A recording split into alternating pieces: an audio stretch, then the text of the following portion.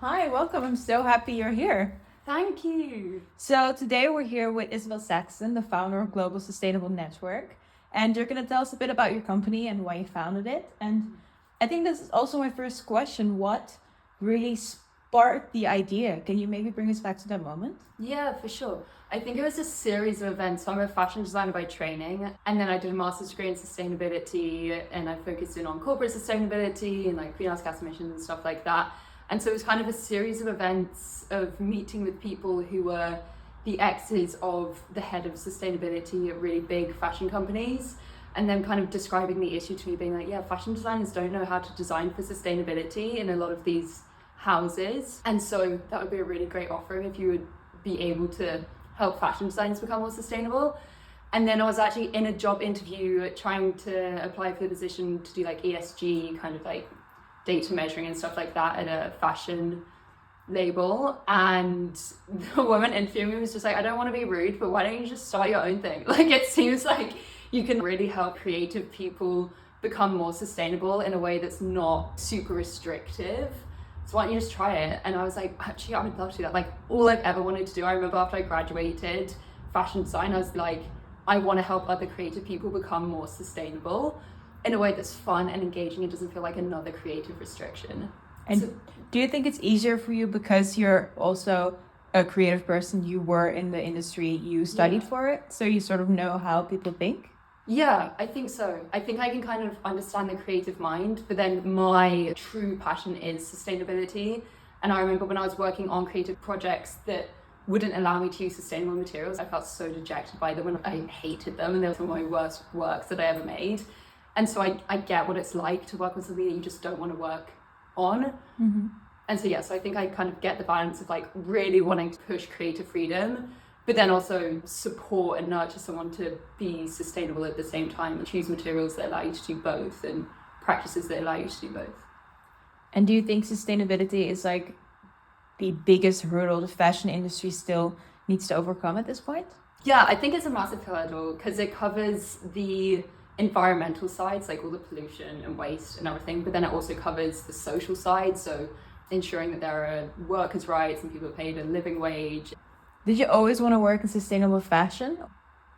I think I always wanted to do sustainable fashion just because I have a background in it, but I also have such a deep passion for other aspects of sustainability, especially land use and soil health and regeneration. And I think it ties into the fashion industry as well because cotton obviously is grown in the ground and it makes up such a large proportion of the fibers that are used. So I'm deeply interested by that and inspired by that because the United Nations estimates that 90% of global topsoil, which is like the healthy, nutrient-rich, plantable soil, is going to be degraded in 25 years. And so I think the fashion industry can also help with that. It's not only food. Fashion could also play a part.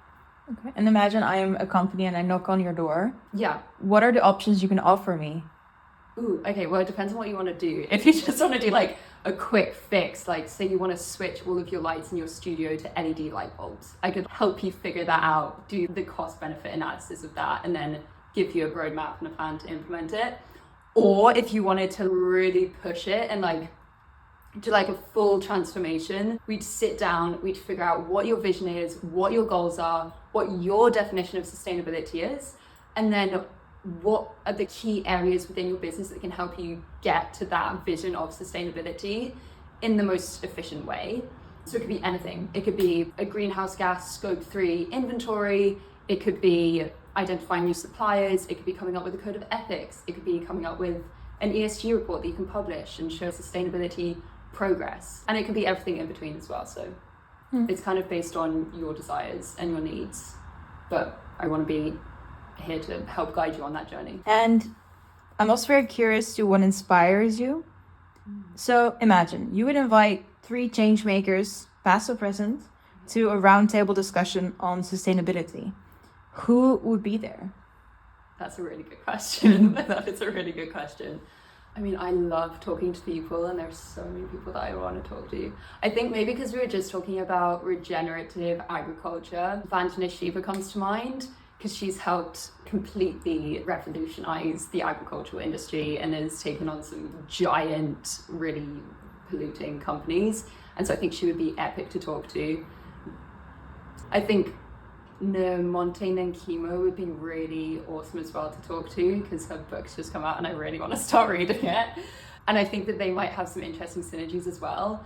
And they've started movements, which is interesting. And then I guess the third, you said present or past, right? Yes. Okay, so then Thich Nhat Hanh, who is a Buddhist Zen master, I think he would be really interesting, because I think all three of them are really focused on creating movements that inspire people and change people and allow people to really like get to who they are, like the essence of who they are. And I think a lot of sustainability issues arise from that, not being truly connected to who we are as people in the natural world.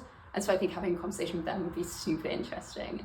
I'm curious to, okay, we have this imaginary round table. Okay. What question or maybe what discussion would be central? I think that, like, how to start a movement to change people's behavior and change people's mind and like truly create a more sustainable world, and also tie in governments and like, so how to activate policies. people? Yeah, how to activate people and how to actually make systems change. Okay, and what would be one sentence, because we're talking about the future, so what would be one sentence to describe your vision for the future of fashion? I would want the fashion industry to be regenerative with a lot of remediation, so clearing up all of the mess that has already been made in the environment and in people's lives, to then, I'm trying to make this one sentence, use materials that are non-toxic and that can feed back in this loop and create a beautiful cycle. That's longer than one sentence, but that's okay. Well, maybe to close this mini interview, I have one question I would ask you. I can imagine that a lot of creative people feel overwhelmed in the industry, and especially trying to be sustainable. Mm-hmm. What advice would you give them? I think find your community and really connect with people that are working on the issues that you're interested in, because there's so much inspiration out there, and I find that when you're inspired by someone, it helps ease the overwhelm. And then the other thing would be to find your definition of sustainability, so that you can kind of use it as like your North Star and your guiding force, so that then that way when you get overwhelmed, you can go, no, it's okay.